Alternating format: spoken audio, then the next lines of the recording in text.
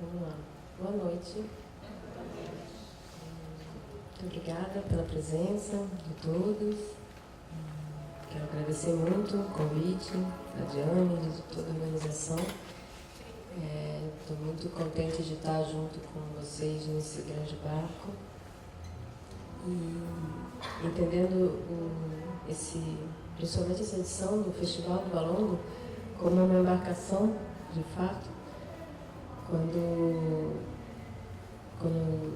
dentro da religião do Candomblé, quando a gente está para fazer o santo, né, para gritar para o santo, para ser feito, a gente entra num barco, né, com os nossos irmãos de santo.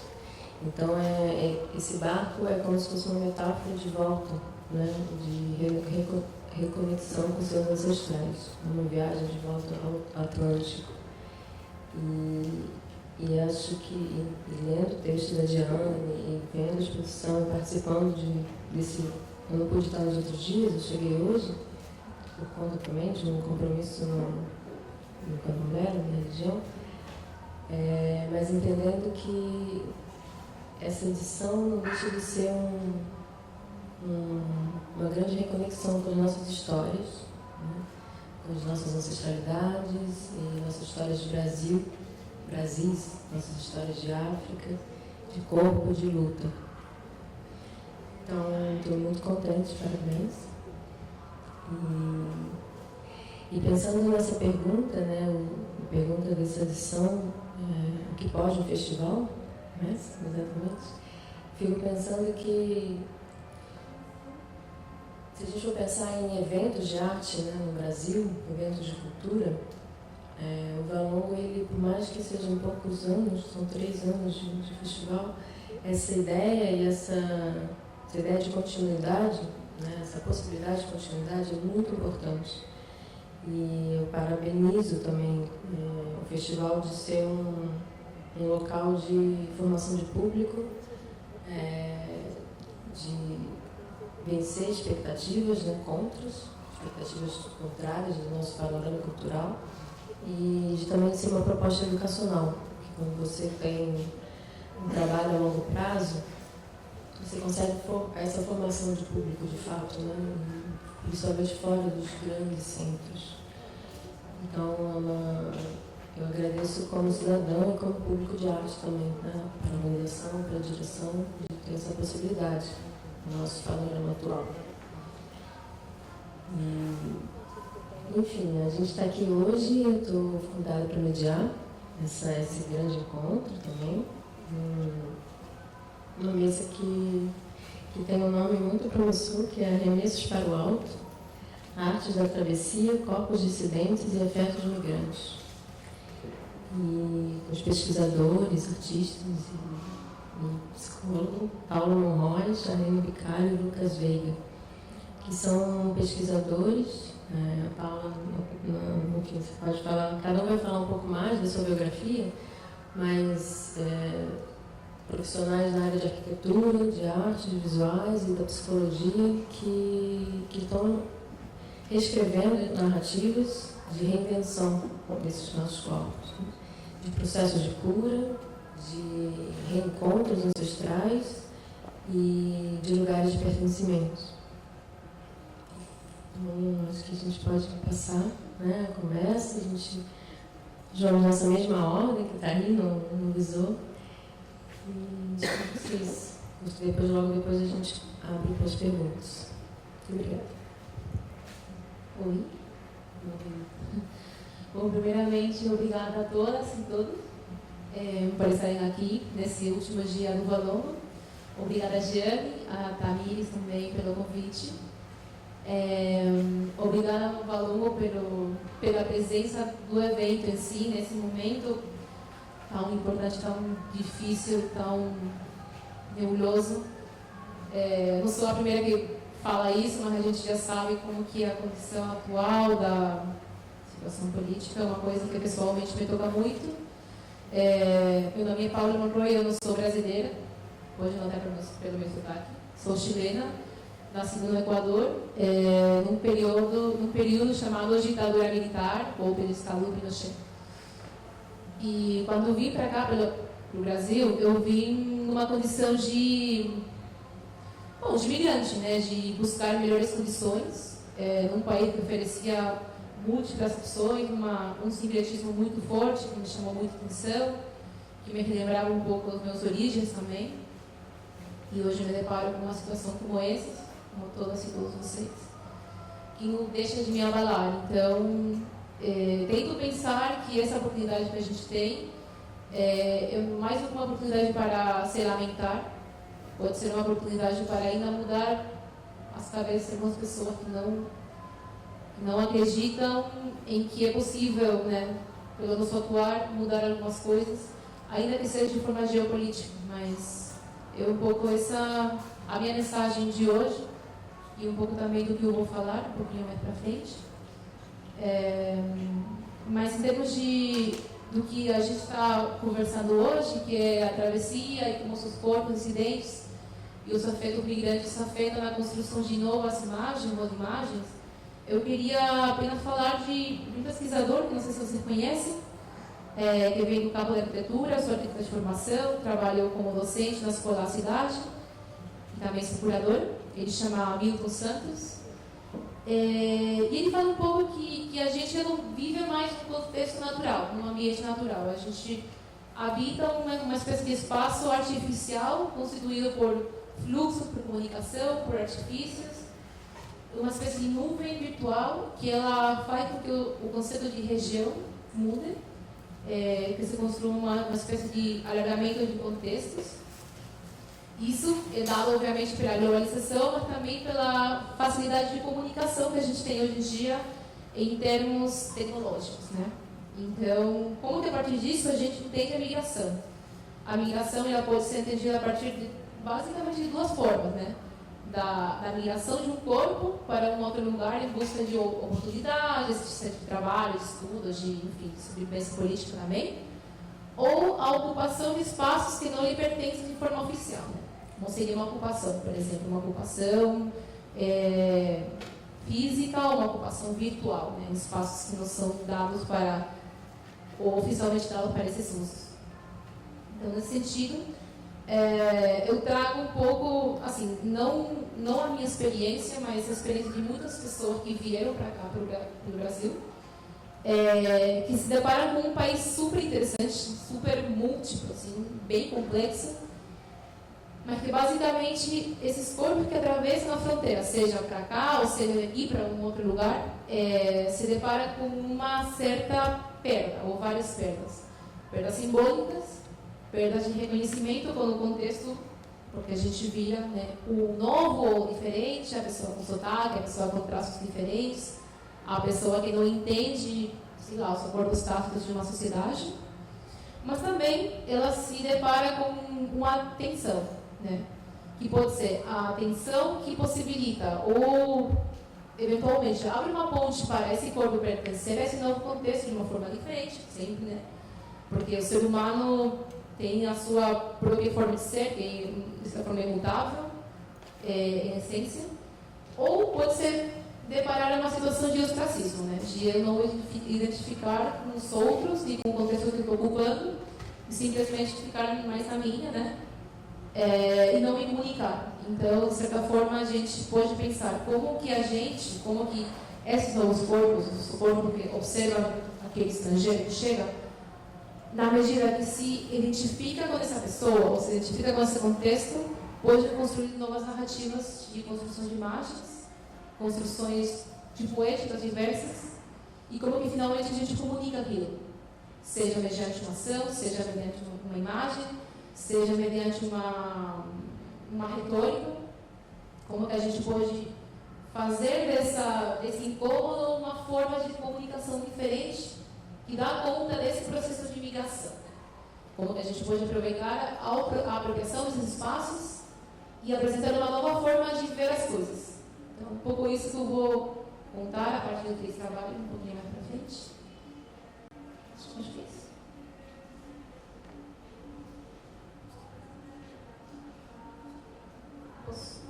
Posso mostrar os trabalhos? Tá bom. Então...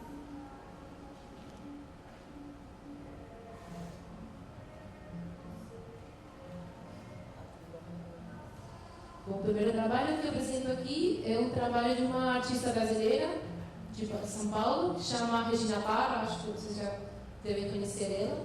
Ela responde nesse momento um trabalho da Lava Batata também, não tem nada a ver com isso, mas fica esse trabalho chama 7.536 Passos. É um trabalho que basicamente é um vídeo, né, que apresenta o percurso de uma pessoa, que é ela, né, a Regina, a partir do Marco Zero da cidade de São Paulo, que é a Estação da Sé. Pode passar. Ela vai andando vários quilômetros até algum lugar da Zona Leste, onde a gente percebe, mediante esse percurso, essa travessia comunicada pelo vídeo, as mudanças urbanas, em termos de equipamento, os traços das pessoas que ela vai se encontrando ao longo do percurso, e a linguagem, né? Porque o que acontece? Ela chega num lugar da Zona Leste, onde tem uma população migrante da Bolívia, e aquela população, obviamente, fala espanhol. E tem mais um detalhe, que ela, enquanto ela vai andando, ela leva na mão, não sei se dá para ver, enfim, leva um rádio, que está a acesso. Esse rádio, ele vai sintonizando, obviamente, as estações normais, assim, formais, que tem na cidade de São Paulo, mas quando ela se aproxima naquela região, uma rádio pirata boliviana entra na sintonia. Essa rádio pirata, logicamente, fala espanhol. Então, o vídeo dura ao redor de uns 20 minutos, e uma forma muito nítida, não só de ver a travessia da migração na paisagem paulistana, como também, que uma coisa que me chamou muita atenção quando eu cheguei a morar aqui, é que São Paulo tem isso, né, de que você vira uma esquina e entra num outro mundo, num outro contexto. Pelo menos de onde eu venho, que é Santiago do Chile, o lugar onde eu me criei, é uma coisa que vai muito paulatinamente mudando, e quem mora nas zonas centrais da cidade nem percebe que tem periferia. É uma situação super excludente. Santiago, eu gosto muito da minha cidade, mas acho que é uma cidade muito dura, muito difícil de viver, muito classista. Lá não tem muito a questão da raça, porque é uma raça bem homogênea, é uma classe social média, em termos gerais, assim. Eu venho também dessa classe, uma classe trabalhadora, enfim, onde não importa muito a sua cor de pele, mas sim importa muito de onde você vem, onde você mora. Então, Santiago, basicamente, você consegue não perceber muito bem as mudanças do ambiente, coisas aqui em São Paulo dá para ver que não é assim. Esse é o primeiro trabalho que eu queria apresentar. Daí tem o segundo trabalho, que eu tive a chance de curar hoje, que chama Exercício da Fé. Esse trabalho é de um artista que se chama Luiz Sol. Ele é um morador da ocupação Ouvidor 63, não sei se você ainda aqui conhece essa ocupação. É uma ocupação onde eu colaboro, não moro lá, mas praticamente sim, vou quase todos os dias para lá. E a gente fez essa exposição no marco da Bienal, a segunda Bienal de Arte da Ocupação Ouvidor 63. Que consistia em o corpo do Luiz habitar esse espaço, o corpo do Luiz fazer a arte dele, produzir as coisas que ele produz normalmente dentro do quarto onde ele mora, lá na ocupação que fica na frente da rede do Station. E além disso, fazer um pouco uma ambientação do cotidiano da vida dele. Então, ali ele gosta do computador dele, onde ele trabalha. Além, obviamente, de produzir tudo que vocês veem aí, foi produzido nesses 6 dias que ele habitou esse espaço institucional. Então, ele ultrapassou mais uma barreira geográfica, política, por assim dizer. E, além disso, o Luiz ficava contando que ele significava morar na ocupação Ouvidor 63. Tem mais uma outra coisa, que por isso o nome da obra, que chama Exercício da Fé, e é que o Luiz, ele vem de Porto Alegre. Ele veio morar lá em São Paulo há 4 anos, quando a ocupação começou. E ele literalmente se jogou assim, falando: eu quero habitar São Paulo, eu não tenho mais condições de continuar aqui em Porto Alegre, então eu vou morar lá. E ele foi morar na ocupação Ouvidor 63. Então, no primeiro momento, é contar esse relato da vinda para a cidade de São Paulo, do Luiz, e no segundo momento, da instalação e a ocupação formal permitida, mas ocupação no fim, dele dentro da Rede Bus Station. Tem um pouco mais das imagens, né? Hoje.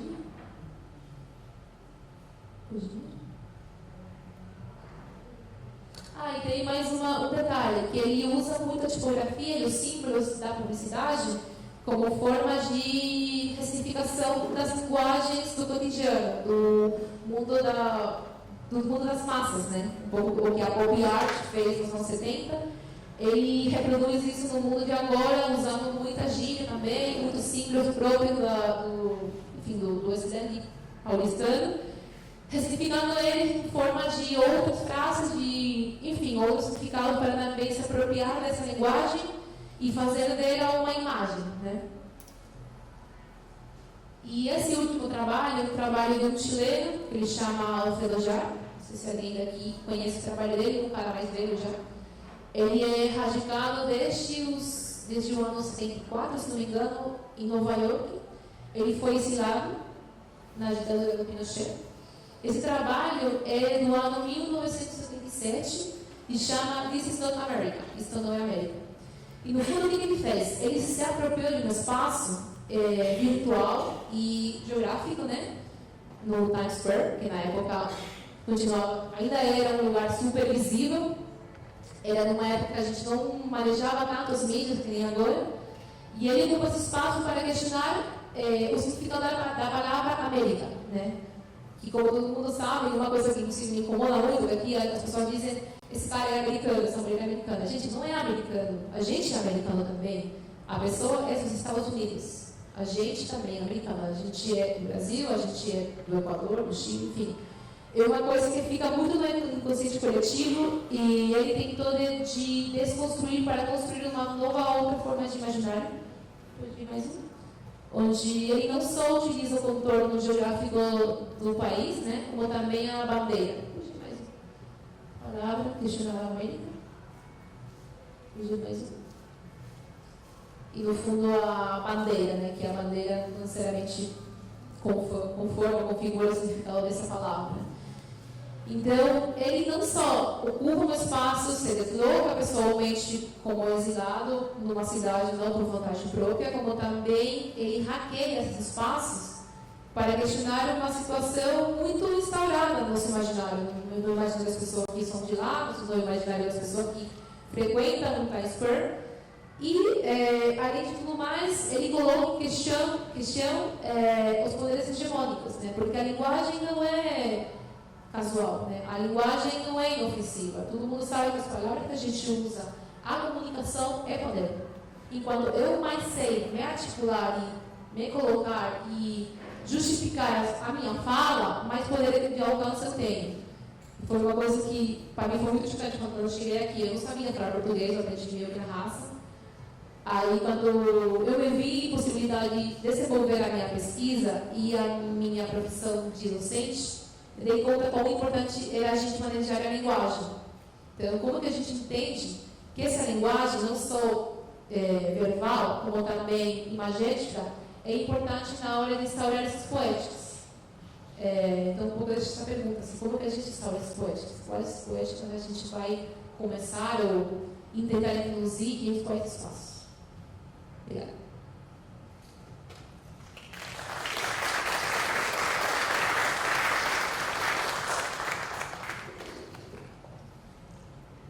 Boa noite a todos, a todas, a todos.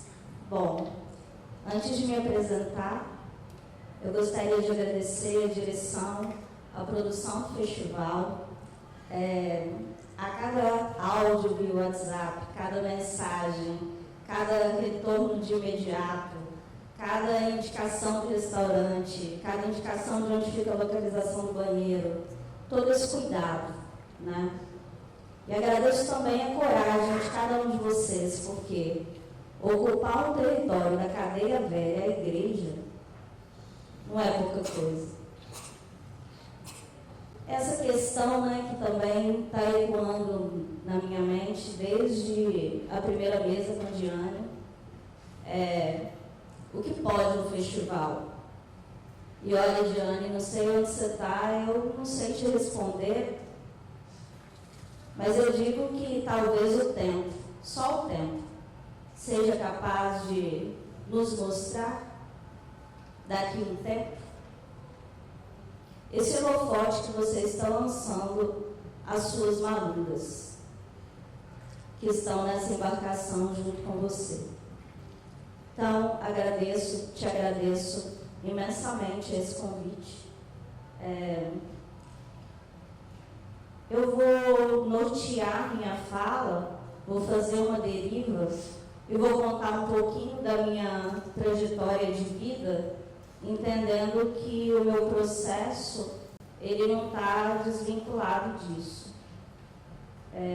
Então, eu sou Charlene Vicário, sou mineira, venho de uma cidade do interior chamada Nova Era, resido em Vitória, capital do Espírito Santo, desde 2010.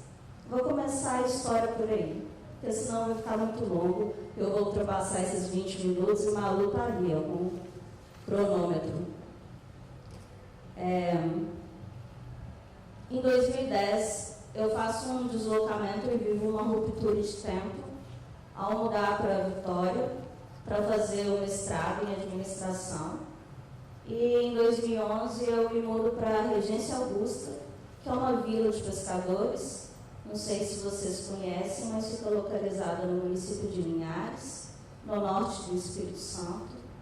E é um local onde foi durante 4 anos, de 2011 até 2015, o meu portal com Minas Gerais, tendo em vista que é em Regência que o Rio Doce, o maior corpo de água doce do estado do Espírito Santo, desaba no Oceano Atlântico.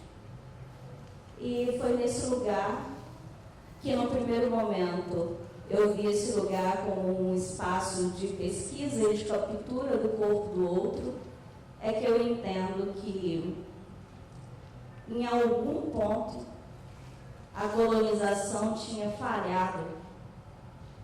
E eu descubro que eu sou uma mulher negra após passar por uma transição inicialmente capilar. A partir daí, o meu quadro de referências, nesse desaguar de águas doces em águas salgadas, ele se modifica. Não só por causa dessa ruptura de tempo e de cura nessas águas doces e também salgadas do Atlântico.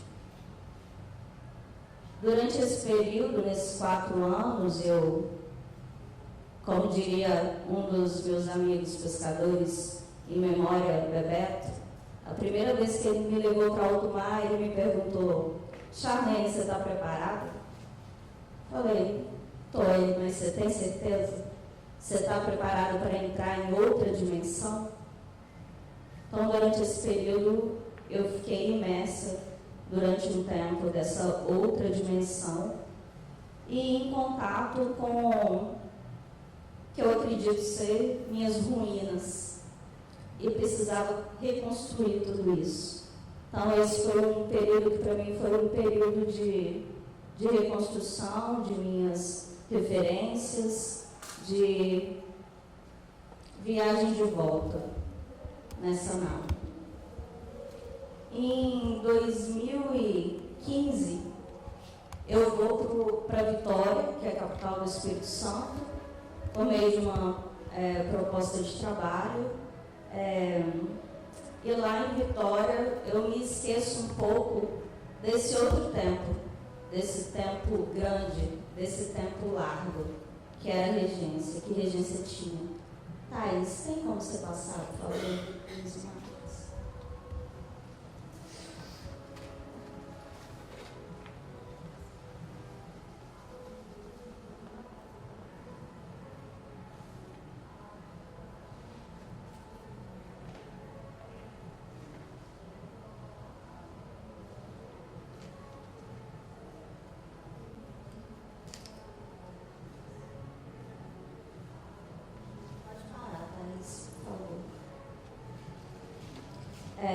Então eu mudo para Vitória, me perco um pouco nesses tempos e em 2017 eu tenho a oportunidade de voltar a andar sobre as águas, a partir de uma oportunidade que tive de fazer uma residência no Museu da Vale, e eu resolvo percorrer as águas de Vitória.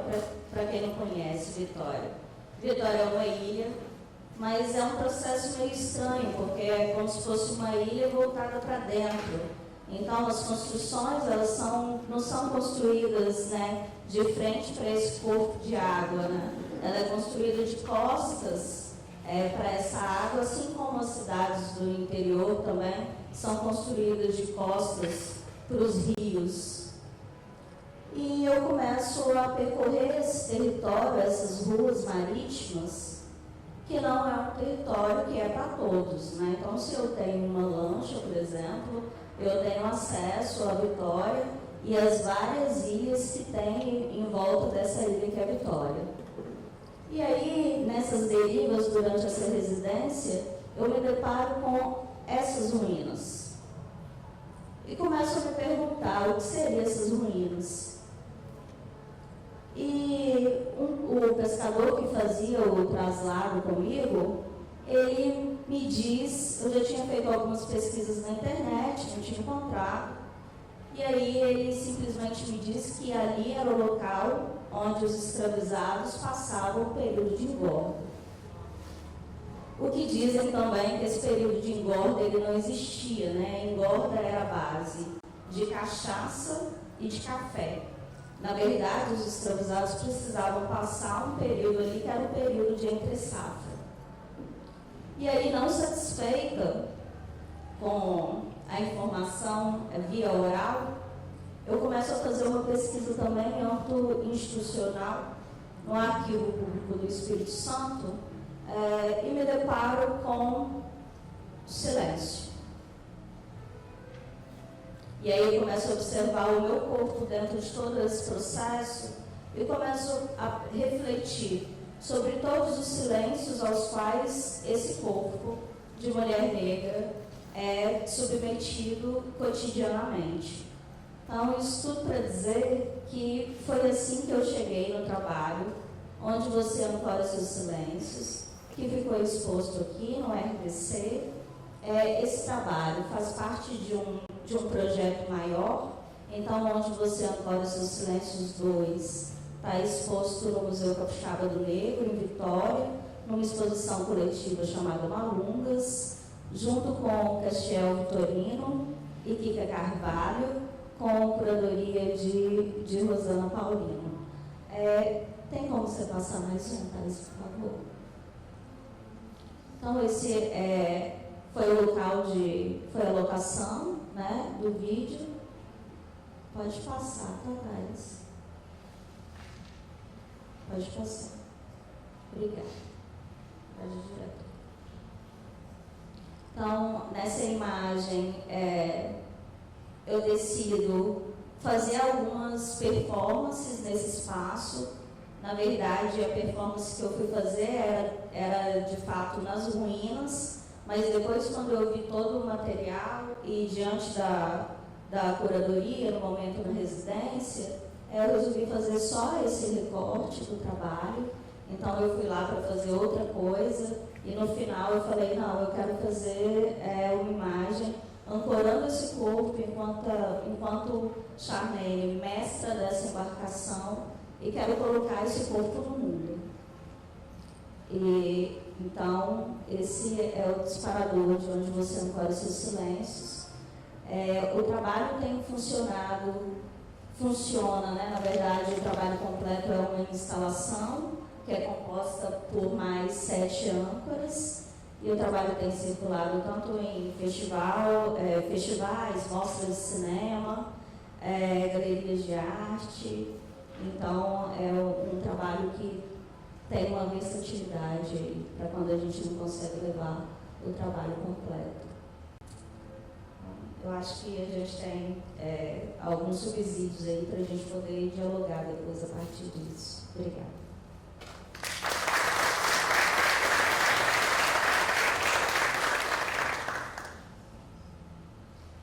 Boa noite. Eu sou o Lucas, eu sou psicólogo. Quero agradecer a Jean pelo convite. Foi curioso que eu comentei com uma amiga que também é psicóloga, que trabalha comigo nas questões que eu vou trazer hoje para vocês. E aí ela falou, mas é uma mesa com psicólogos no festival? Eu falei, não, eu sou um psicólogo que entra na mesa. E eu fiquei muito feliz diante de você ter me chamado, pela razão que você me convidou também. Agradecer a vocês por estarem aqui. Eu já não combinamos o figurino para dar PT, mas a gente se encontrou nessa vibe. A gente combinou que cadeiras a gente ia sentar para imageticamente, na foto, já transmitir essa mensagem, nem um pouco subliminar. Eu queria, então,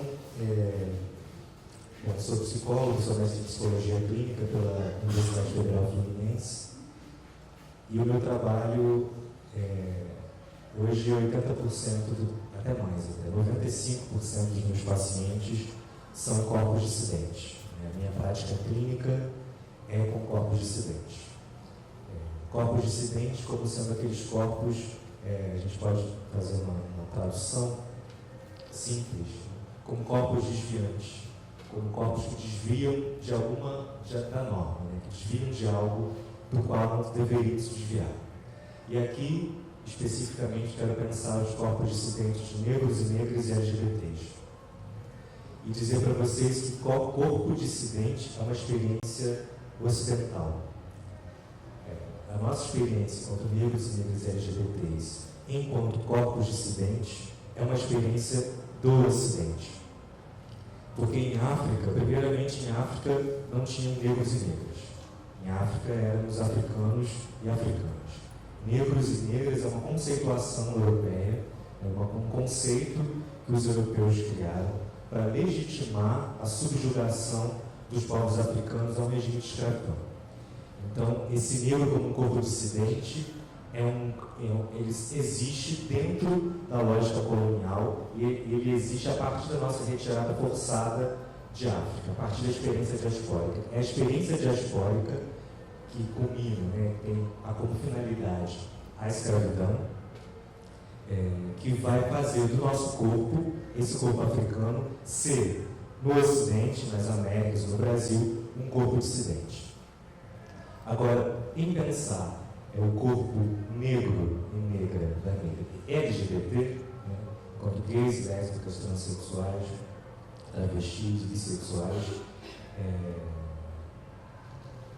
esse corpo dissidente nessa experiência também é uma experiência apenas ocidental, porque em África, por exemplo, na região de Gana, Costa do Marfim e Togo, existia e ainda existe, uma proporção menor, os povos Dagara.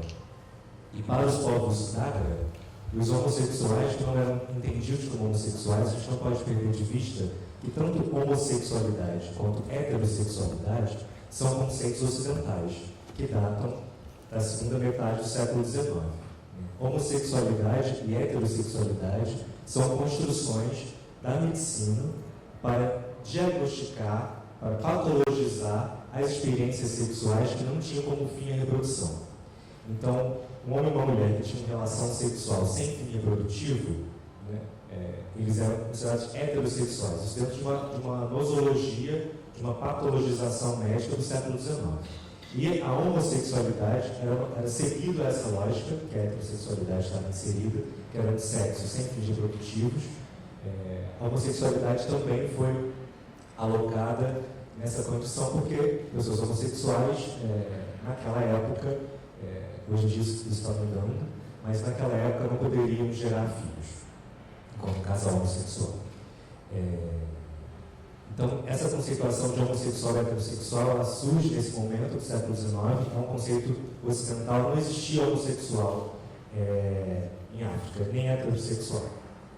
Em África existiam relações. E aí, voltando ao que eu estava dizendo, em relação aos povos Dagara, para os povos Dagara, os homossexuais, o que o Ocidente chama de homossexual, nós éramos lá em África guardiães. Então, as pessoas homossexuais africanas eram consideradas para os povos Dagara como guardiães. Guardiães de quê? Os Dagaras eram guardiães dos portais que conectavam o reino material, a aldeia, com o plano espiritual. Então, toda intersecção, toda aproximação e interação entre o plano material e o plano espiritual na aldeia, através dos rituais, através das consultas com os mais velhos, se dava mediada pelos homossexuais da tribo. Então, eram os homossexuais da tribo Dagara que faziam a ponte, que faziam a mediação entre o plano material e o plano espiritual. Na África Austral, por exemplo, existiam as Shibadi. Shibadis eram homens, socialmente lidos como homens, tinham corpos que eram considerados corpos masculinos, mas que tinham a experiência de serem mulheres, o que o Ocidente vai chamar de mulher trans. Na África Austral, nesse período pré-colonial, os Shibadis eram chamados de Shibadis. Os Shibadis, além de serem muito respeitados nas tribos, nas suas aldeias, eles eram consultados, por exemplo, quando havia algum tipo de conflito entre um homem e uma mulher. Né? Porque eles tinham a tribo entendia que os Shibadis não tinham um corpo, lido como corpo de homem, mas que se experimentava na sua experiência subjetiva como sendo uma mulher. Esse Shibadi, ele tinha a sabedoria para mediar conflito entre os gêneros.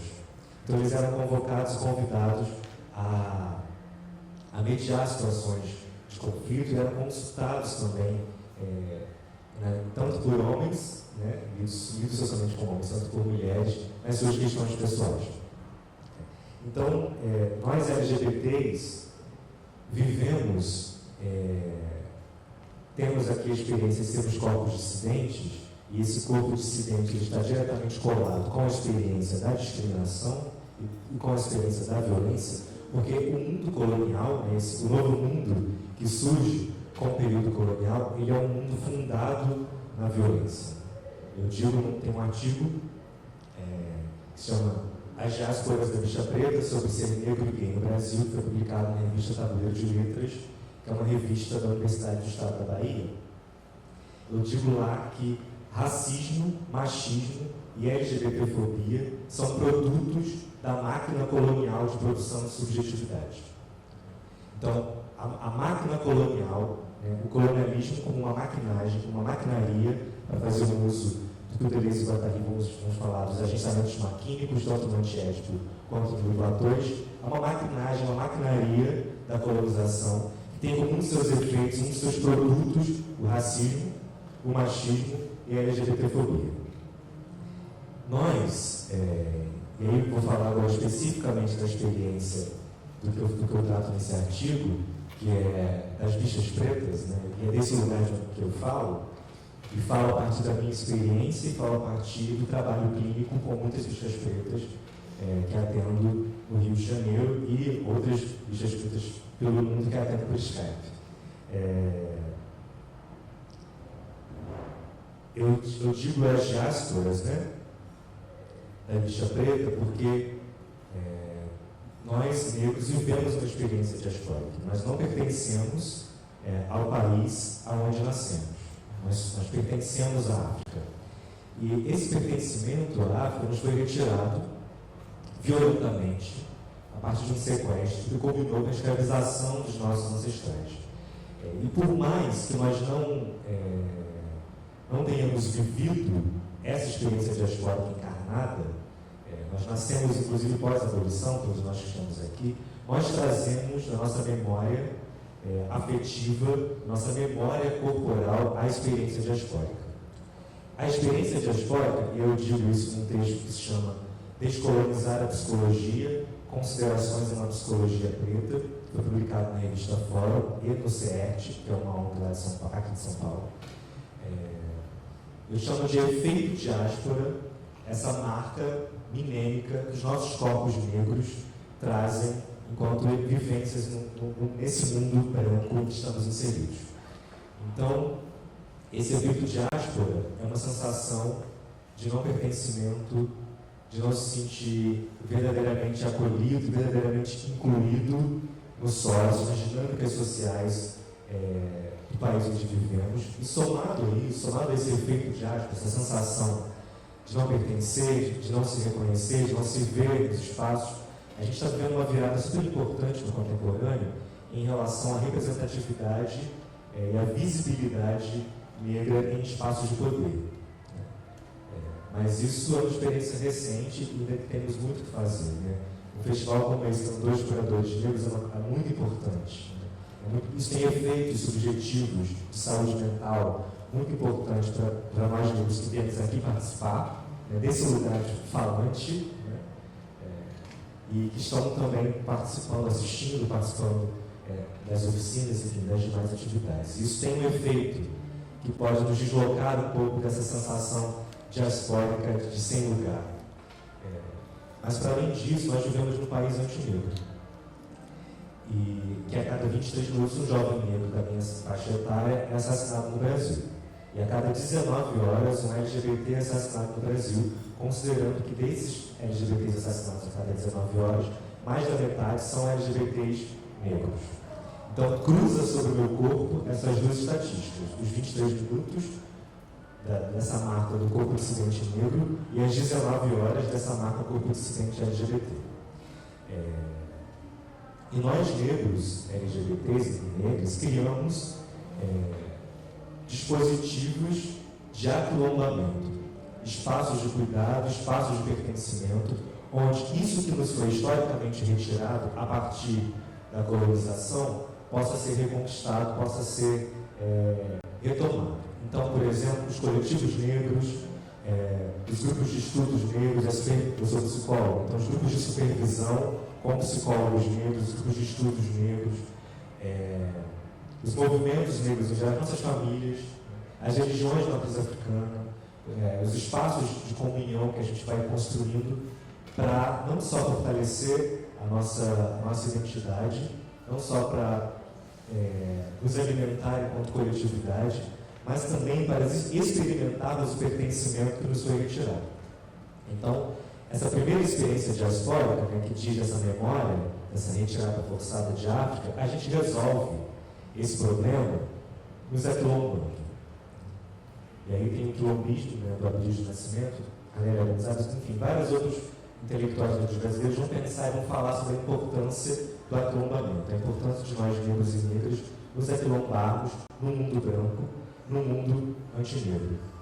E a gente faz isso.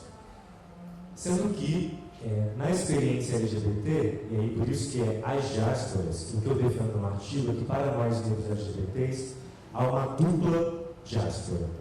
Porque ao forjar esses espaços de acolhimento, ao forjar esses quilombos, quando os garotos e garotas, meninos e meninas, negros e negras, começam a se dar conta que a sua sexualidade é uma sexualidade dissidente, que a sua sexualidade não é a sexualidade do colonizador, porque esse corpo dissidente é dissidente em relação a quê?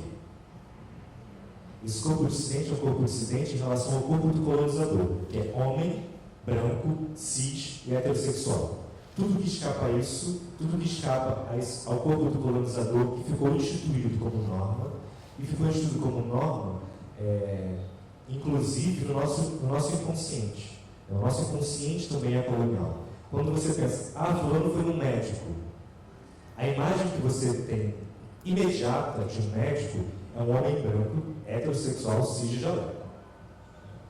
O nosso imaginário, né, eu uso o termo inconsciente, que eu dialogo muito com psicólogos, o nosso inconsciente, o nosso imaginário, o nosso conjunto de imagens que compõe o nosso inconsciente, ele também foi colonizado.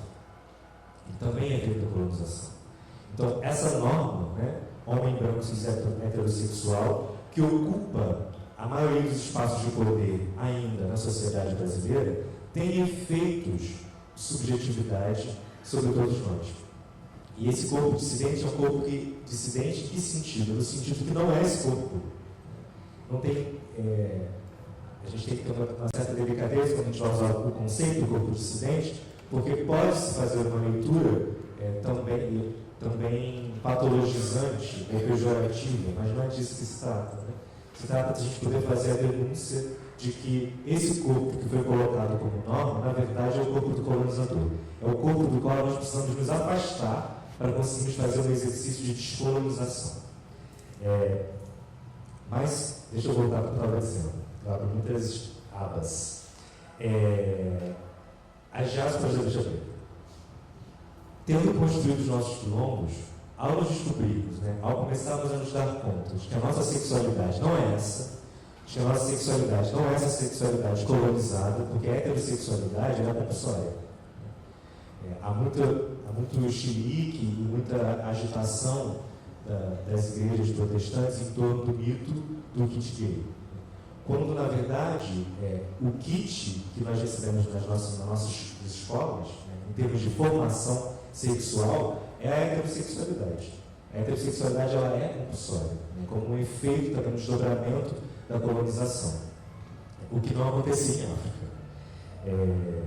Após termos conseguido criar esses quilombos, nós ficamos ameaçados de perder esse espaço de cuidado, de pertencimento dentro dos movimentos negros, dentro dos nossos coletivos, porque a heterossexualidade e o seu correlato, que é a homofobia, ela também está presente nos nossos irmãos e irmãs negros e negras heterossexuais. Não são poucos os relatos de jovens negros que foram expulsos de suas casas por seus pais e mães, irmãos negros e negras, por eles serem homossexuais. Então, se reinaugura na experiência negra LGBT uma segunda diáspora. Vocês estão me acompanhando? Beleza. Reinaugura então em nós uma segunda diáspora, uma segunda experiência diaspórica, que agora não diz respeito apenas a uma memória afetiva e corporal, mas diz respeito a uma experiência encarnada do nosso corpo ser expulso às vezes não apenas geograficamente, mas expulso afetivamente daqueles ambientes que deveriam nos acolher. Deveriam nos acolher porque nós ajudamos a criá-los, inclusive, pensando nos movimentos negros, os coletivos negros, nossas famílias. Então, muitos LGBTs negros, que antes tinham um certo refúgio, por exemplo, pensando na espiritualidade. As igrejas protestantes têm uma força muito grande no Brasil e, para muitos de nós, foi um espaço de cuidado, um espaço de pertencimento, um espaço de acolhimento, que nesse mundo branco nós não conseguimos experimentar. Mas que diante da nossa afirmação, enquanto LGBTs, esse espaço também fica ameaçado. Esse espaço fica ameaçado para a gente poder ser o que a gente precisa, por vezes, sair de lá, abrir mão desse espaço. Abrir mão, sair desse espaço é a reinauguração da experiência diaspórica. É de sair de novo de uma terra, de um chão que te acolhia e peregrinar pelo mundo, criando novos acolhamentos, criando novos agenciamentos coletivos possíveis de pertencimento e de proteção. E a gente vai encontrar isso nas religiões de matriz africana, a gente vai encontrar isso nos coletivos LGBTs, a gente vai encontrar isso em novas famílias, em novas conjugalidades, novas familiaridades possíveis. A gente vai inventando outros arranjos para dar conta dessa dupla diáspora que os corpos negros LGBTs precisam vivenciar. Quanto tempo eu ainda tenho? Eu e o Lucas tenho quanto tempo? Já falei 20? Já falei 20? Vou encerrar. Eu queria tentar, então, diante disso, que eu havia pensado nessa questão que eu li lá nos textos da Tiana, da curadoria, a questão do que pode um festival. E o que pode um festival remete a uma questão do Spinoza, imagino que sim, a uma questão do Spinoza, na ética. Ele pergunta, ele faz uma afirmação, mas na verdade uma afirmação que é o desdobramento de uma pergunta, que ele diz: não sabemos o que pode um corpo. E aí ele vai perguntar o que pode um corpo. E eu queria encerrar com essa provocação, uma provocação, o que pode um corpo dissidente? Pensando o que pode um festival, pensar aqui com vocês o que pode um corpo dissidente. E um corpo dissidente, inicialmente, o que ele pode, na sua potencialidade, o corpo dissidente coloca o instituído em questão. É o corpo dissidente que diz para o homem branco cis heterossexual que ele não é a norma, que ele é só mais um corpo dentre tantos outros corpos. E essa potência de deslocar o colonizador do seu lugar de poder, que é uma potência dos corpos dentro, é nossa potência fazer isso. A gente opera isso no mundo simplesmente para existir. E aí a gente precisa fazer uma certa aliança com o pensamento do Fanon. Ele vai dizer, o Fanon vai dizer nos Condenados da Terra, que a descolonização é a substituição de um tipo de homem, de um tipo de pessoa, por outro tipo de pessoa.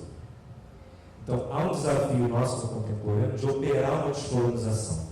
Operar a descolonização é fazer esses corpos dissidentes que antes não ocupavam espaços de prestígio, espaços de poder, passarem a ocupar.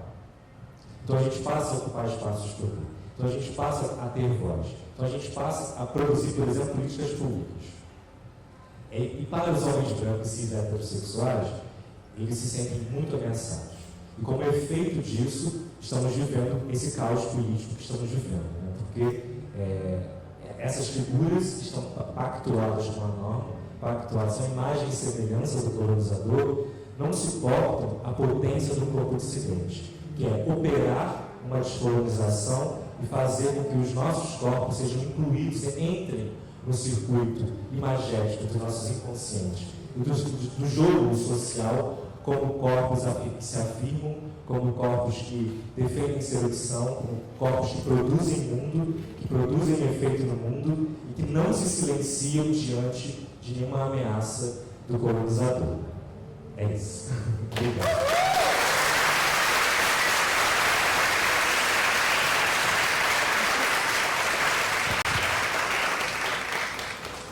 Muito obrigada.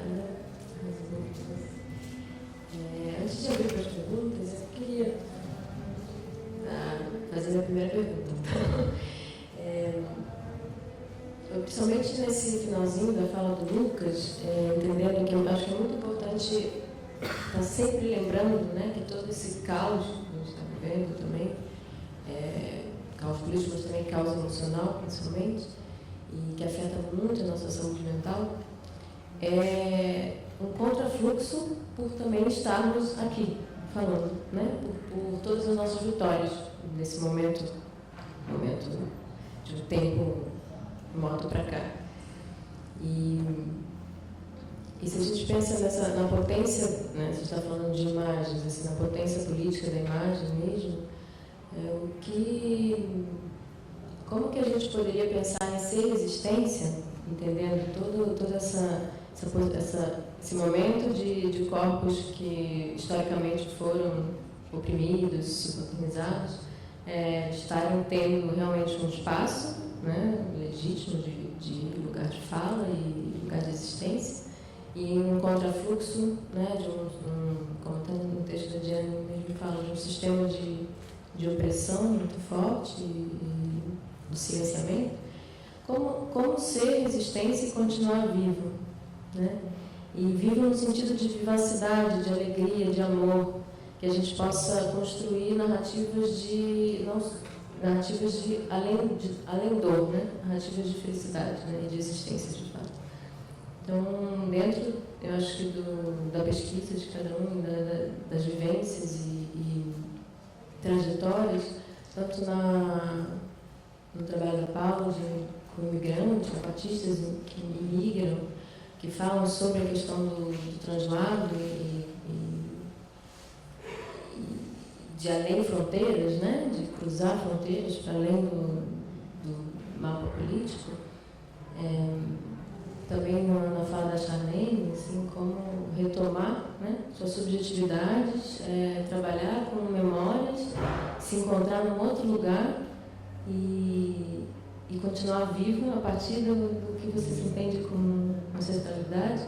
E na fala do Lucas também, principalmente, um trabalho de aquilombamento, de cura coletiva, né? Como se manter vivo dentro da resistência, né? Como fazer política dessa forma. Que eu acho que é o que a gente precisa entender agora e fixar na mente, porque estamos no momento de se cuidar, né? De autocuidado, principalmente, de luta. Como lutar e voltar para casa.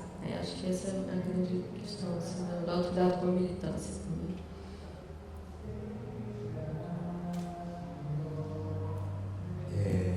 Essa é uma questão muito importante, Bia, porque, inclusive, me perguntam muito isso, né? Inclusive os pacientes. Né? Eu atendo 80% dos meus pacientes são negros e negras e desse grupo, 95% são LGBTs. Então,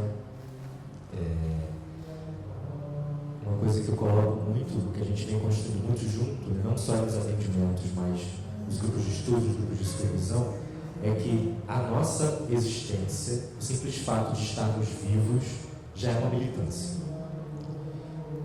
nesse momento que estamos vivendo, eu não coloco meu corpo preto LGBT em ato. Não vou a ato. Vou ficar em casa vendo Netflix. E que os corpos brancos, né, da esquerda se coloquem para jogo. Porque eu acho que tem algo também, quando a gente, de uns anos para cá, começou a pautar as identidades, as políticas da identidade, né, como negros, mulheres, LGBTs, houve uma reação imediata da esquerda de dizer que nós estávamos segregando a esquerda. No certo sentido, né? Não, mas isso vai segregar. Se vocês ficam afirmando a identidade, vocês vão segregar a esquerda. Sendo que quem é que fez ato, ele não. O ato, ele não, foi organizado por mulheres, puxado por mulheres negras, inclusive. Então, quem está conduzindo a resistência, historicamente, no Brasil, são os nossos corpos, são os corpos dissidentes. Sendo que, nesse momento, os nossos corpos dissidentes estão muito em risco. Os nossos corpos dissidentes estão ameaçados de vida real. Se fazer um ato na rua, os nossos corpos hoje é muito perigoso. Cadê os homens brancos da esquerda? Por que os homens brancos da esquerda não estão andando com adesivo da Haddad no peito e dialogando com outros homens brancos? Por que não votar no Bolsonaro? Por que os homens brancos da esquerda não estão puxando o ato, fazendo enfrentamento ao avanço do fascismo? Eu acho que tem algo que fica assim, mas o que vocês vão fazer? Mano, diz aí também, né? Tipo, você também está dizendo que é da esquerda, não ficou incomodado que a gente está fazendo pauta identitária, né? Essa parada do respeito a todo mundo, então faz alguma coisa, porque eu acho que a gente precisa poder se preservar. Nesse momento, né, histórico que estamos vivendo, eu acho que é muito importante a gente ter espaços onde a gente possa sentir muita vontade sendo quem a gente é e fazendo o que a gente faz. Então a gente vai organizar festas onde a gente possa fazer o que a gente quiser fazer, né? A gente vai ir para os espaços onde a gente possa se sentir confortável, fazer estar do jeito que a gente quer estar nos espaços. Eu poder usar a minha calça vermelha para falar no evento, eu posso circular assim pela cidade de qualquer hora, de qualquer maneira, né? Eu posso ir trabalhar vestido dessa forma no Rio de Janeiro. Isso é muito violento. Então acho que a gente precisa poder distribuir a responsabilidade. Porque a violência é toda concentrada nos nossos corpos dissidentes. A responsabilidade não pode ficar toda com a gente. Precisa ser redistribuído. Então, brancos, em especial homens brancos, né, precisam poder, nesse momento, tomar um certo protagonismo no enfrentamento às questões que nós estamos vivendo. E nós precisamos ir criando, eu acho que a principal ação para nós negros é criar acolhimento. Não vou colocar meu corpo para rua para ato nenhum. Nesse momento não vou colocar uma ameaça, um risco. Eu não estou disposto a ter muita coisa para fazer, não estou disposto a morrer agora. Então, que a esquerda branca se mobilize nesse sentido de fazer esses enfrentamentos, porque o corpo deles não está ameaçado pelo nosso Estado. E que a gente vai criando os nossos quilombos e que a gente vai criando condições cada vez mais amplas de nos aquilombarmos e sem sentir culpa. Mas eu não fui no ato, porque em casa eu não série da Netflix. Arrasou, você fez muito bem. A gente precisa preservar a nossa saúde mental, a gente precisa preservar o nosso emocional e sempre ter de vista que o simples fato de existirmos já é militância. Então a gente precisa poder descansar um pouco também. Óbvio que a gente está fazendo campanha, óbvio que a gente está conversando com os parentes, arrumando confusão e gritaria nos nossos grupos de família. Mas sempre sem perder de vista até que ponto eu me coloco em risco. Isso aqui me coloca em risco? Isso aqui me expor demais? Se não vou fazer. A gente precisa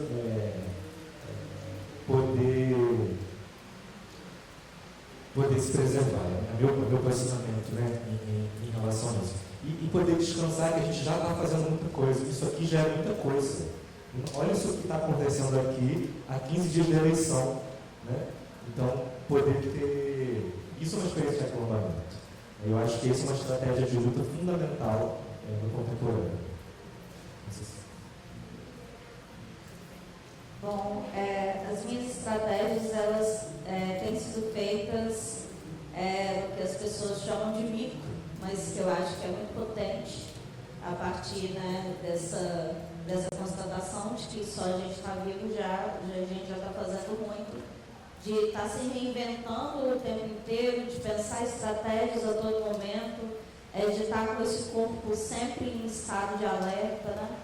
E aí eu acho que a estratégia, durante esse período eleitoral principalmente, é de manter tudo que a gente construiu até aqui, e nos espaços de aquilombamento, não deixar de fazer o que tinha planejado, por exemplo, para ir num ato. E aí a gente é questionado, sim, mas você vai fazer uma atividade de um programa em coletivo que você tem, você vai manter a data? Sim, nós vamos manter a data. A gente vai se aquilombar, a gente vai se cuidar. No espaço institucional, conversar com as mulheres, tenho conversado muito com as mulheres que trabalham comigo, levar o pão, tomar um café juntas, mostrar outras informações, porque a gente também tem a ilusão de que todo mundo tem acesso às informações que a gente está tendo, né? Então, de mostrar que seja um vídeo que você tem acesso do Instagram, e essa mulher vai te perguntar, uai, mas esse vídeo eu não estou vendo na Globo, Charlene, por que eu não estou vendo esse vídeo na Globo? Então, desse diálogo, porque a informação não está chegando para todo mundo da mesma forma, né?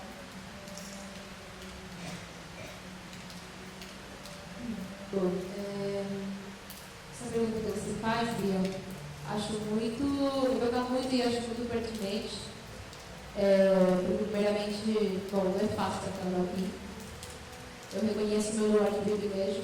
Eu tenho estudado a história do Brasil, tenho enxergado como que o racismo afeta a população de uma forma nojenta. Tenho tentado me colocar no máximo possível no lugar do outro e compreender quais as questões que eu, como Paula, ainda que seja imigrante, mas Paula, mulher, branca, quais as minhas responsabilidades no meu lugar de privilégio. Se veio do país do não, do Chile, a primeira resposta que você tem das pessoas para qualquer pedido que você faça é não posso, não dá. Eu sempre me chamo muita atenção, assim, ver como que esse não é mais uma imposição do que uma realidade. Então, quando eu cheguei aqui, falei, bom, o que eu faço, né? Como que eu faço dessa inquietação, como que eu uso o meu privilégio para contribuir a essa quebra de nãos? Foi assim que eu comecei a trabalhar com uma ocupação do 63, que é uma ocupação artística de moradia. Ela fica no centro de São Paulo, numa zona privilegiada, sumamente cara, onde normalmente as pessoas não teriam acesso a esse espaço, se não fosse por um aluguel caríssimo.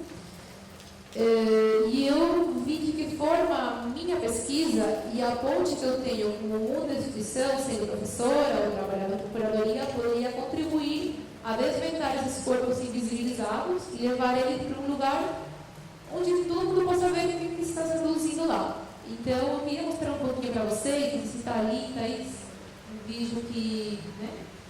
Esse vídeo que eu vou mostrar para vocês faz parte de um processo super longo que a Salva Filmes está produzindo. O Matias Borstrom, que é o diretor que está aqui com a gente, foi responsável de roteirizar, dirigir, etc. A gente começou essa pesquisa a partir de... Só um minutinho. A partir de fevereiro. E ela conta um pouco como que foi o processo desses primeiros meses de preparo da segunda Bienal de Arte de uma ocupação chamada Aldeia 63. Aí eu tive a chance de contribuir com a pesquisa urbanística, artística. Uma outra pessoa, a Flávia Redico, contribuiu com a pesquisa jornalística. O Matias roteirizou, dirigiu, e o Ricardo Makawa, que é um japonês que mora em Gavela, fez a direção de arte, de fotografia, desculpa. Então, eu queria mostrar um pouco para vocês, para responder a sua pergunta, de como a gente pode contribuir à produção de imagens, imaginários e levar essas histórias a outros lugares, mediante o nosso trabalho. Esse trabalho aqui, que foi exposto nesse momento em Portugal, uma exposição que chama Finito Vão, que faz parte de uma curadoria bem tradicional, mas que o Guilherme Bistig quis um pouco desconstruir. E achei interessante contar como que a construção de outros urbanismos, de outras formas de compreender a da arte constitui hoje em dia as práticas que a gente deveria começar a ler. Então, um pouco isso que eu vou mostrar aqui para vocês, um vídeo bem curto, de 4 minutos. Espero que vocês gostem.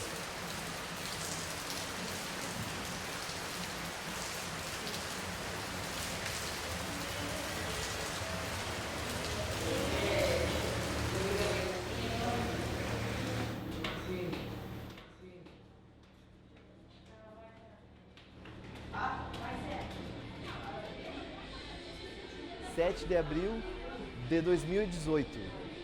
Hoje está ocorrendo o evento com a abertura dos laboratórios da segunda Bienal de Artes do Ouvidor 63, Compartilhar Outros Mundos Possíveis, que é justamente parte dessa ideia inicial de centro cultural.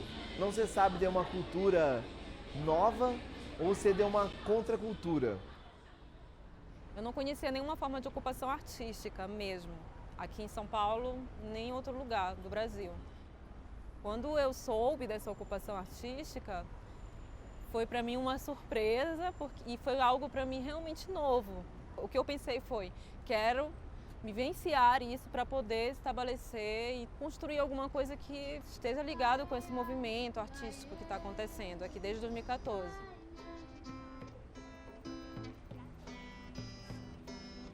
O ser artificial de um ser vê na matéria o prazer e nunca entendeu um coração. Tem muitos momentos aqui dentro do ouvidor. Aqui a gente passa coisas assim incríveis mesmo.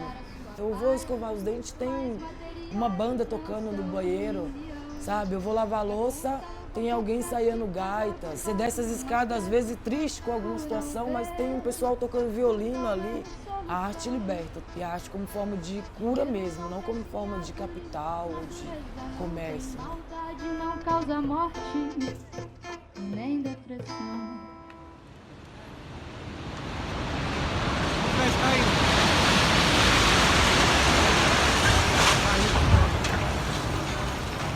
Caiu o prédio, mano.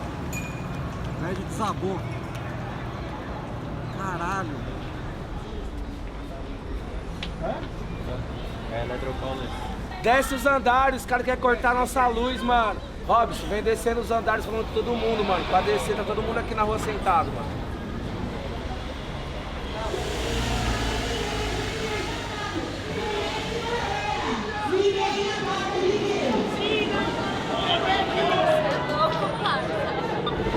Por favor.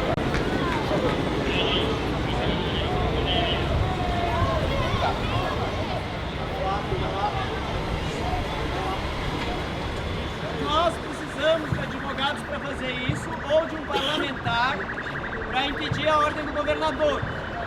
Porque não é uma medida judicial. E vai cortar a luz. Então a gente está querendo no máximo tentar sim impedir que corte hoje, porque a gente preza pela nossa segurança, pelo nosso bem-estar e o bem-estar dos nossos filhos, sabe? O bem-estar dos nossos idosos que vivem aí. O Ouvidor 63 é um espaço que ele tem uma necessidade muito urgente de legitimarem, né? O governo precisa legitimar esse espaço como um espaço realmente de criação e de liberdade artística. Sem dúvida, é uma forma, inclusive, de propiciar às pessoas mais carentes que eles possam ter atividades artísticas, culturais, seja aqui, seja nas proximidades daqui. E eu acho que dá para não mudar muito a burocracia e nem mudar muito o ouvidor e permitir que ele continue existindo com a segurança de não estar ameaçado por autoridades, por regras que inviabilizem a sua existência. Esse prédio só acontece, só está acontecendo por causa de um questionamento mundial, que é o de como chegaremos a um novo mundo, ajudando um ao outro a encontrar o caminho. Sabendo dos riscos da gente perder esse espaço, nosso plano B é articular com outros locais do centro a partir disso, a gente desenvolver, de repente, a Bienal do Ouvidor 63 nesses espaços e ir para a rua. E é o que a gente sempre sabe fazer, né? Que é ocupar. A gente quer ocupar com arte.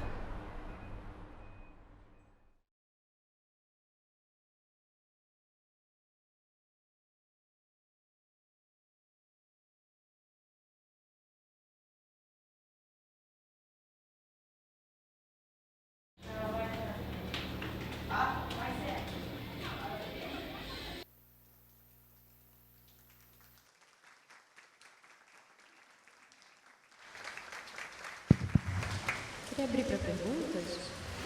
Acho que a gente tem que fechar 7h30 mesmo. Pode se estender um pouquinho. Tem uns 10 minutinhos, né? Uns 10 minutos, mais ou menos. Alguém? Uma perguntinha pelo menos.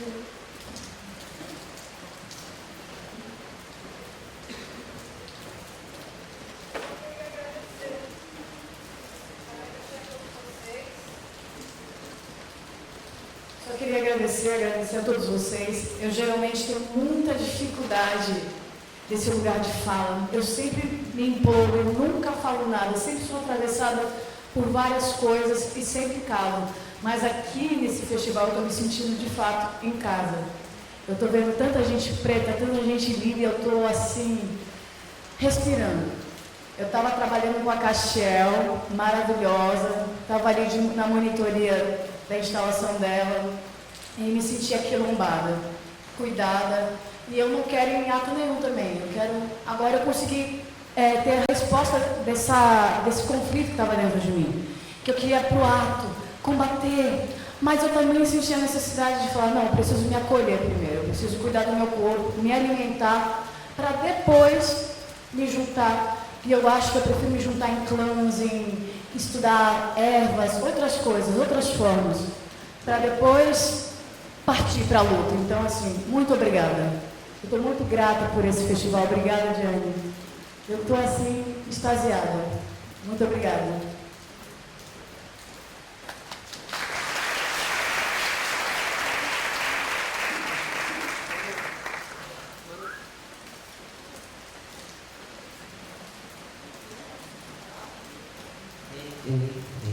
Boa noite. Poxa, eu estou tão feliz de ter uma psicóloga e artistas na mesa. Porque é esse entre lugar, né? Que eu faço que eu me constituo. E daí, assim, eu estou aqui pensando no título mesmo da mesa e sobre o que foi conversado e sobre corpo. Arremessos para o alto. Antes da travessia, artes da travessia, corpos dissidentes e afetos migrantes.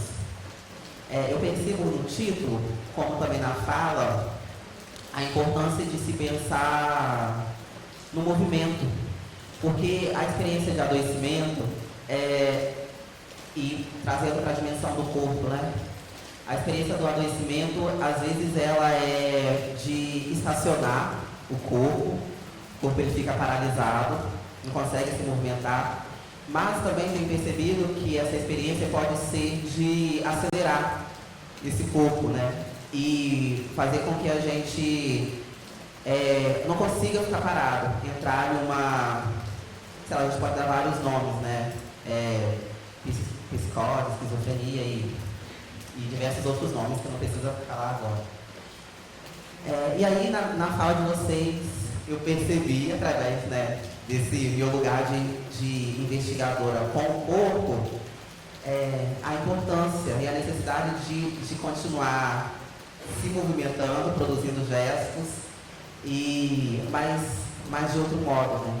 Aí, assim, não é uma pergunta, é mais uma conversa com vocês, com todo mundo que está aqui, sobre esse pensar, mas não é pensar em movimento, e aí lembrando muito do Renato Nogueira, né, quando ele diz que pensamento é movimento, e a gente se movimenta pensando, e quando a gente pensa, a gente está se movimentando. Bem, obrigada pela conversa. E é isso, que continuemos nos movimentando de forma, sei lá, o que vem na minha cabeça é de forma decolonial, mas acho que existem outras formas, né, de nomear esses movimentos e precisamos nomear eles de outras formas. Beijos, abraço.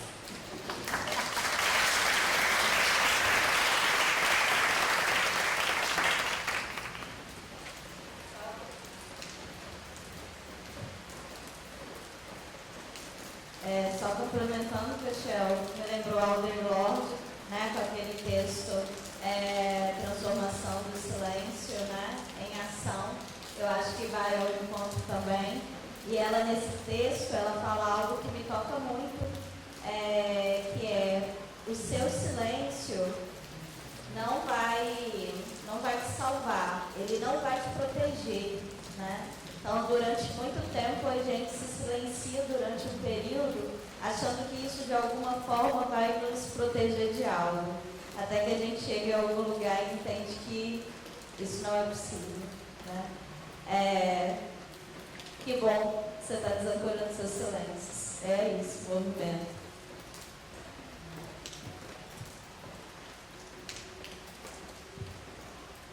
Essa coisa do movimento, né, que a traz aí, eu acho que quando a gente se move, a gente move o mundo inteiro. Esse é o que pode acontecer. Porque cada passo que a gente dá, a gente opera um desmonte do esquema colonial. Por isso que eles querem nos matar. Porque o desmonte do esquema colonial é o desmonte do esquema de poder em que eles estão inseridos há mais de 500 anos. Eu queria ter falado um trecho de um texto da J. Mombassa, que se chama Mundo Neutral. Não deu tempo que eu vou falar agora. Eu acho que tem a ver com isso. A gente poder se mover e a gente poder parar. Porque eu sinto também que às vezes, aí pensando clinicamente, né? Eu tenho uma paciente que recentemente ela ficou de cama diante de tudo que está acontecendo. Né? Ela está se sentindo muito, muito mal de estar de cama, né, nesse momento. Mas poder acolher e ficar de cama. Né? Poder se acolher, né, na paralisação. Porque eu acho que tem também, para nós, o descanso nunca foi colocado como opção. A gente não pode descansar porque o nosso descanso implica um risco para a nossa vida. Então a gente está sempre muito ligado, a gente está sempre fazendo mil coisas. Só que o nosso corpo físico, né, de vez em quando denuncia esse excesso e fala, parou, vai ficar com amidalite, vai ficar com dor nas costas, vai ficar com você para você parar. E eu acho que quando o nosso corpo faz esse gesto sobre nós, que não paramos, é para a gente parar mesmo. E poder se acolher nesse descanso, sabe? Poder se acolher nessa parada. Para poder seguir movimentando, sabendo que o nosso movimento movimenta o mundo e produz outras realidades possíveis. E é exatamente pelo nosso movimento que vem, aí eu vou falar agora o trechinho do texto da Jota. Ela fala assim, a Jota: eles virão para nos matar porque não sabem que somos imorríveis. Não sabem que nossas vidas impossíveis se manifestam umas nas outras. Sim, eles nos despedaçarão, porque não sabem que uma vez aos pedaços nós nos espalharemos, não como povo, mas como peste, no cerne mesmo do mundo e contra ele. Esse fragmento está no texto Mundo Neutral, da Jota. Eu acho que é isso, a gente vai se movendo como povo e peste, né? Empesteando o mundo, desfazendo o esquema colonial com as nossas existências. Isso é o que pode, um corpo dissidente. Eu acho que isso é o que pode ser um festival como esse. Né?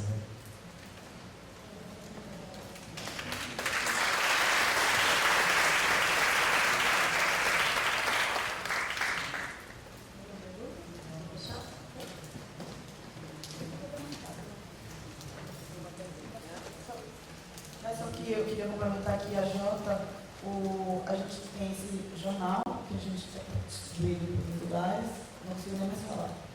E E vai ter o catálogo, o segundo catálogo do Valor depois em novembro, dezembro, por aí. Tem um texto inédito da Jota Nangassi que foi publicado na Bienal de Berlim, no catálogo da Bienal de Berlim, que a gente traduziu, ela traduziu e a gente vai publicar no catálogo. Então, aguardem pela texto da Jota Nangassi.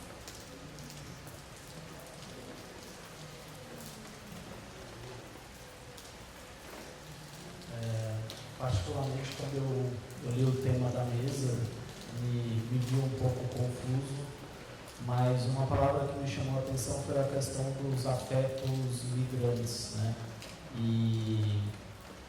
E aí, enquanto homem, eu olho para uma questão que o homem é colocado como um corpo objetivo, que é muito racional, e que durante o meu processo particular fazer uma travessia de observar que eu também tenho subjetividade, que é colocado como um elemento muito mais predominante na mulher.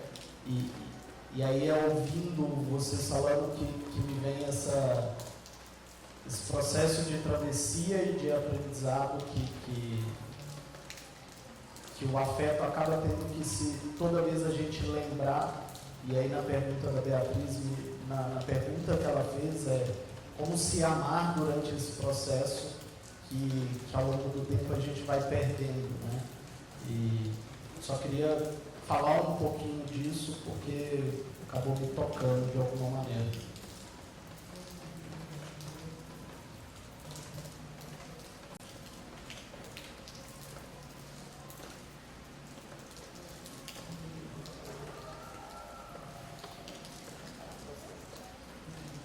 Fala, gente, desculpa. Pergunta, o texto da Jota no Grau, você a gente fez? Sim, sou. Que bom. Nesse texto da Jota, que é maravilhoso, aliás, eu acho que é um tesouro mesmo. Então, uma das grandes experiências estéticas que eu já tive. Super recomendo. Não é meu trauma, tem na internet, faço acesso. Mas o Lucas está no texto, né, que a Jota fala. Comecei, né, num processo com uma bicha preta, uma análise de uma bicha preta que estava imaginando. Que bom. Maravilhosa. Esse texto ele é feito também para o nosso trabalho clínico. Mas qual é o seu nome mesmo? O quê? Charles. Essa coisa da masculinidade é muito interessante, porque a masculinidade negra, ela foi colonizada também. Então tem um certo jeito de ser homem heterossexual negro, que é um jeito do homem branco ser.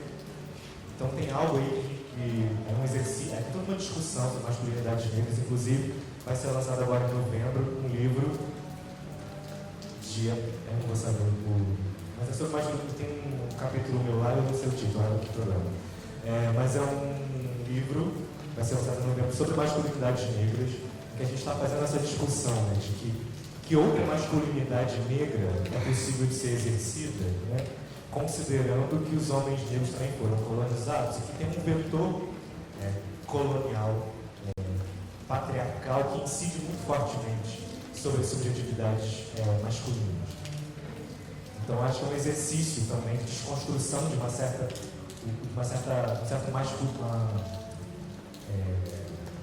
certo masculinismo tóxico, que é um termo que esqueci também o nome dele. É um escritor, um pensador que pensa masculinidade negra lá de Salvador. Mas ele fala um pouco disso e a gente está abordando um pouco dessas discussões no livro. Sobre essa questão do amor que você retomou e que a Bia tinha falado, eu acabei falando de outras coisas, tem uma passagem, perguntaram ao Oxum como encontrar o amor verdadeiro. E aí o Oxum respondeu, olhando sempre para o espelho. Eu acho que para nós, a autoimagem, o racismo produziu uma autoimagem turva sobre nós mesmos, enquanto negros e negras. E fazer essa limpeza desse espelho, né? No sentido de que essa imagem, que a gente possa se ver e se amar, tem a ver com um certo resgate da nossa história, tem a ver com uma certa reconexão com a África. Então, uma maneira da gente se amar é a gente poder se reconectar com quem somos, né? De onde viemos e para onde queremos ir. Menos de para onde vamos e de para onde queremos ir. Que caminhos vamos construir a partir da experiência de nos amarmos enquanto africanos diaspóricos. Mais ou menos isso. Pensando esse amor, né? Esse exercício de amor que se dá no reflexo. Hoje eu encontrei, não conhecia a Xavier pessoalmente, mas ao encontrá-la, né, a gente estava se espelhando aqui no Vai Dar PT, foi muito importante para mim. O encontro, saber que a gente estava junto na mesma mesa. Tem uma certa.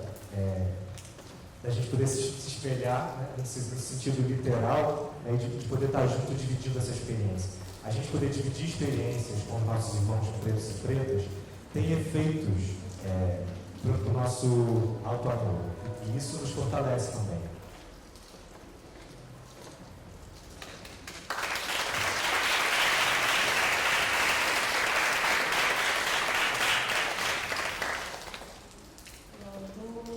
Vou encerrar. Tem alguma pergunta mais? Já? Tem? Então, a última a gente... dá tempo, né? Rapidinho, mais uma consideração assim, sobre várias coisas que foram ditas. Assim.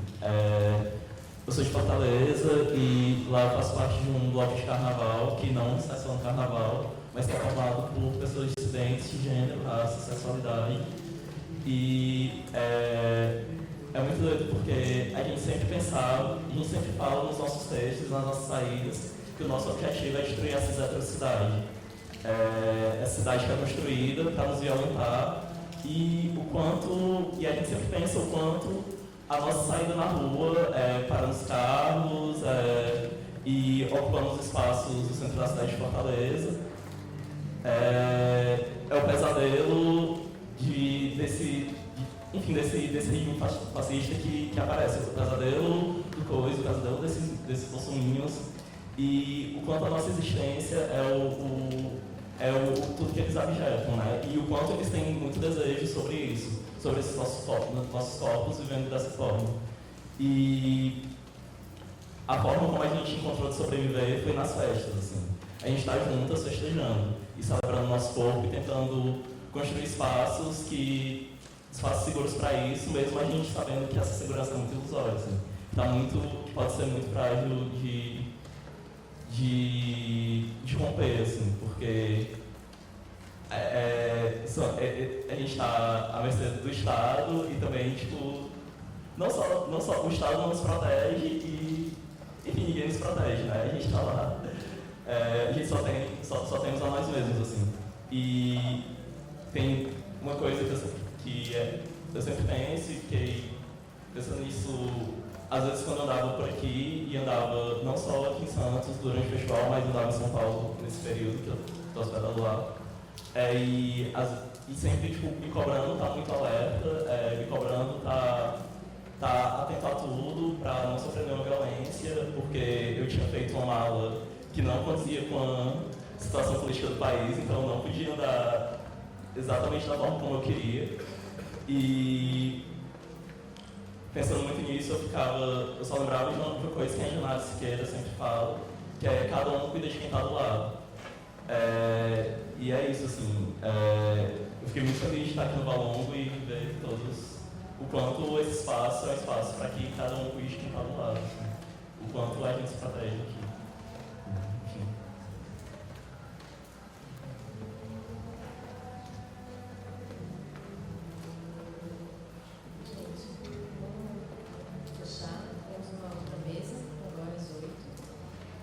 Agradecer imensamente, né, vocês, as suas falas e as perguntas e toda a escuta, que realmente foi uma escuta que rebateu aqui para nós.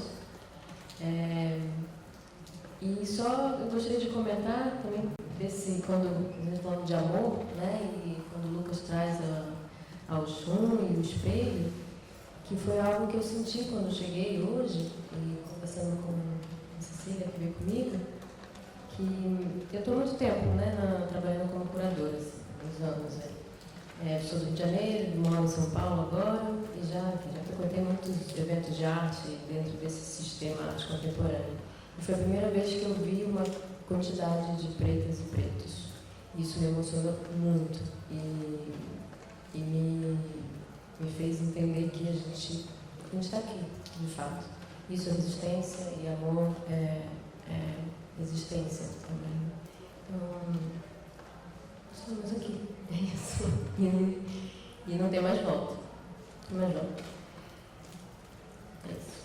Obrigada, Diana. Obrigada a toda a equipe maravilhosa. O festival está incrível. Ainda temos aí muita coisa ainda para falar, né? E a gente se vê daqui a pouquinho no próximo mês.